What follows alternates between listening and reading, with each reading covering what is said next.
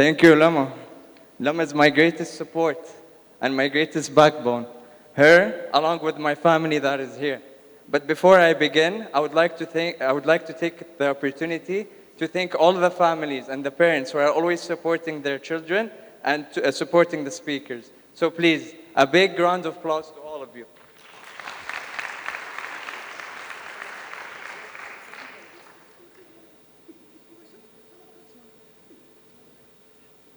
Hello, everyone.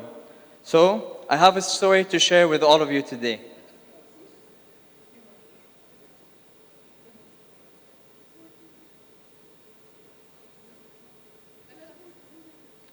It's a story about the relationship between a boy and his grandfather, and how their love for each other acted as a foundation and a catalyst for a life full of nourishment. It's a story about how a grandfather inspired a boy for 175,000 hours, or you can say about 20 years. Hopefully, this will show each and every one of you how impactful you can be in your communities.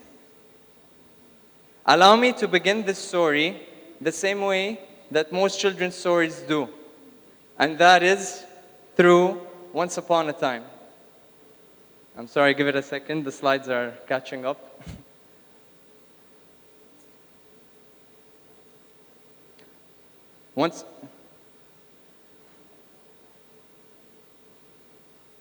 Once upon a time, in a faraway land, there lived a wise man.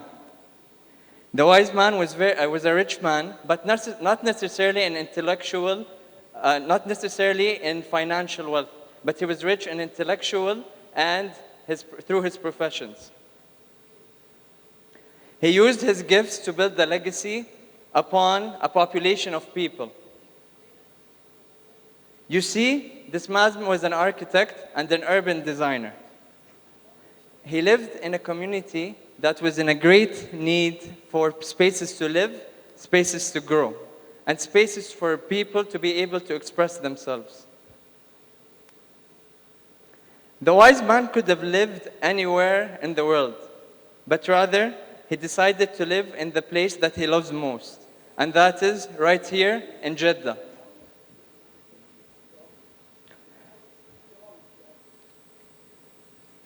Embracing the needs of his community, he did not only design enriching spaces or things, but rather he helped the community find a voice in themselves. And he used two things as his compass, and that is culture and history. In awe of his grandfather's abilities, the young grandson followed him everywhere. But no moment inspired the young man more than sitting with him in his dining table or in his architectural studio. The young grandson would sit in his grandpa's architectural studio, and he would rotate in his swivel chair. He would scan its humble landscape, and the space was systematically organized, yet it was abound by massive stacks of drawings, texts, you name it. In addition, lighting was profoundly used in that studio and in his works. To the boy, this place was like where realities could turn into dreams. So, the boy would sit there for hours and hours and draw. And I know most of you draw a house just like that. You don't have to admit it. But that was not enough for the grandpa.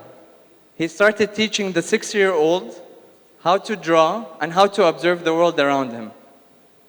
So, he taught the 6-year-old the idea of perspective, the idea of greenery in the backyard of the house, and that the idea that a roof should be slanted for the water and the snow to be drained.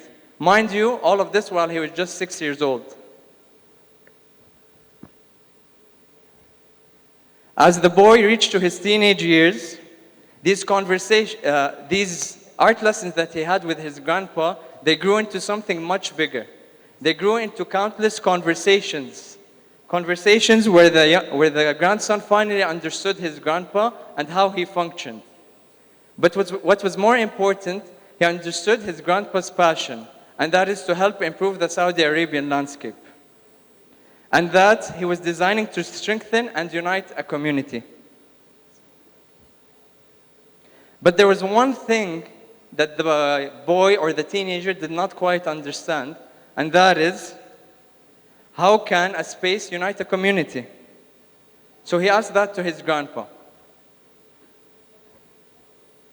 And the grandpa answered the boy in such a unique way. And that is through the language which was comfortable for the teenager at that time and what he was passionate about. And that was football. He explained that an architect is like a captain of a football team. He has to make sure that everyone is aligned towards the same goal. He has to make sure that the contractor, the landscape architect, the designers are all aligned. And that way, the love for the community would automatically translate to all of them. Also, the details and the intricacies of the buildings or the designs would give suggestions on the users on how to use the building. He instilled the reality that urban development projects may be difficult or contentious at times, but it is rewarding when you see the final result that you saw at that place. So, it's that reality that propelled the young man forward to want to build upon his grandpa's legacy. So, indeed, he did go to follow his dreams. He went on and followed the same architectural education, you can say.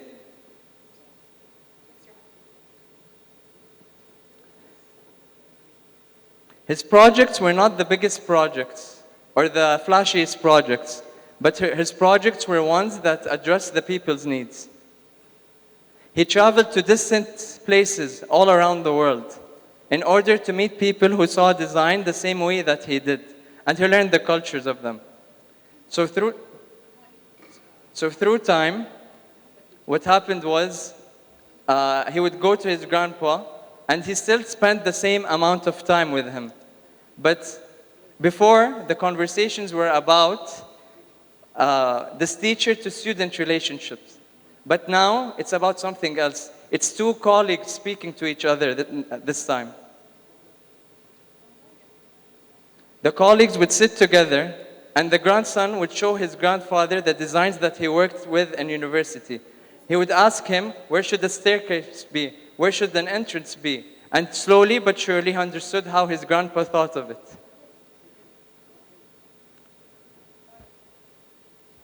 The wise grandfather was inspired by the drive and the determination of his grandson.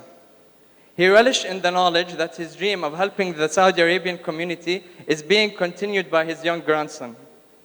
They both knew deep inside that their mutual love for helping people is going to be eternal. But just as life is about continual transitions, his grandpa transitioned into a place of rest. However, he left a gift with him. He left a great gift, and that is understanding and embracing one's identity and destiny. Normally, a story of this nature would end right here, right now, just as I promised all of you that it will be a children's story. However, I must tell you all something. I am the grandson in this story.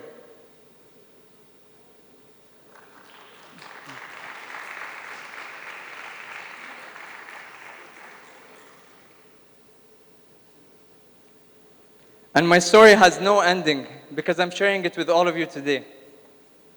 With the hope that we can collectively look at the world the same way that my grandfather and people like him viewed the world.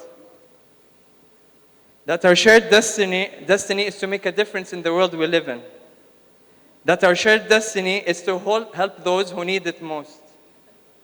That our shared destiny is to recognize the people that are following the footsteps in the sand and want to walk along with us.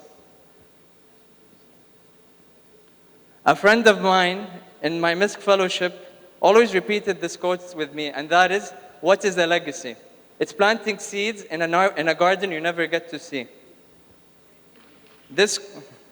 This quote truly resonated with me. And you know why? And that is because my grandfather, Allah yarhamu yaghfir lahu, did indeed plant a seed in a garden that he never saw.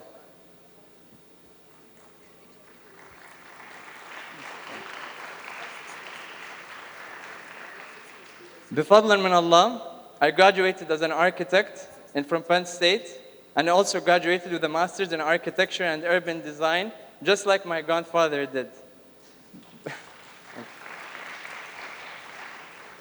And I'm standing before you, which is a direct result of his generosity that he decided to spread 20 years ago. But this doesn't stop here. A few months ago, my young cousin, Yusuf, told me, Hamza, I want to be just like you. I want to be an architect.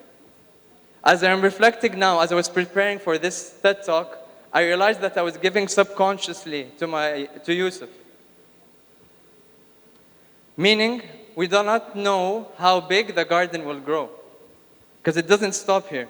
And I would like to share that Yusuf is here with us today. He's right there.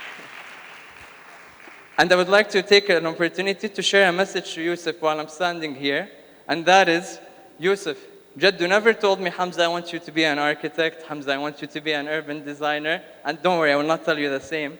But what I want to say is to Yusuf and to all the attendees here, and that is, always try to be generous and give, even if you do not know how big the garden will grow. You will never know how big the impact will be.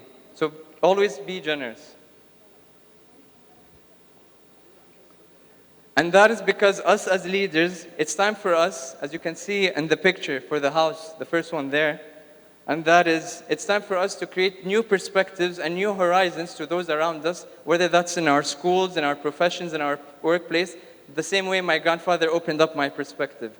And secondly, your impact will 100% be felt by those around you. So do not share your ideas in the language that suits you. Share the ideas in the language that suits your circle of impact. And I know this could be difficult sometimes, but let me share with you a small example before I end. And that is, last year, I traveled to a city called Cartagena, which is in Colombia. I went to its rural areas. And this is a typical image you can see in that area. So the people there lived in houses that they built because they were in an illegal place. They basically built houses out of tires, out of plastics, and any trash you can see.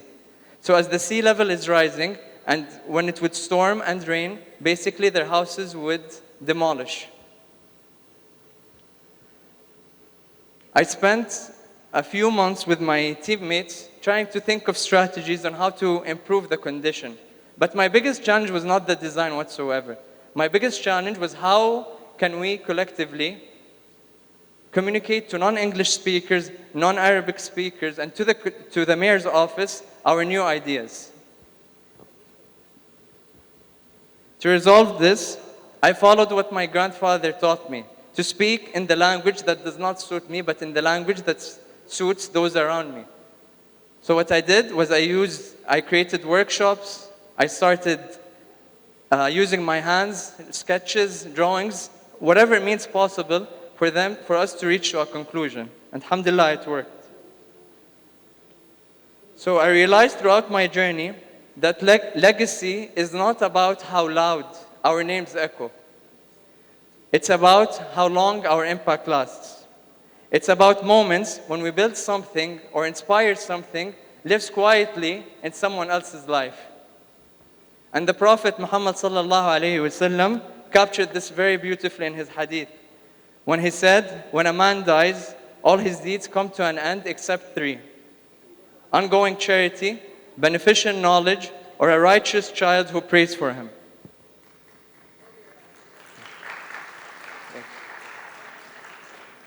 So to me, legacy is not something we chase, it's something we cultivate. So as we move through our 175,000 hours, the real question is not how much time we have left. The real question is, what do we choose to leave behind? Thank you all.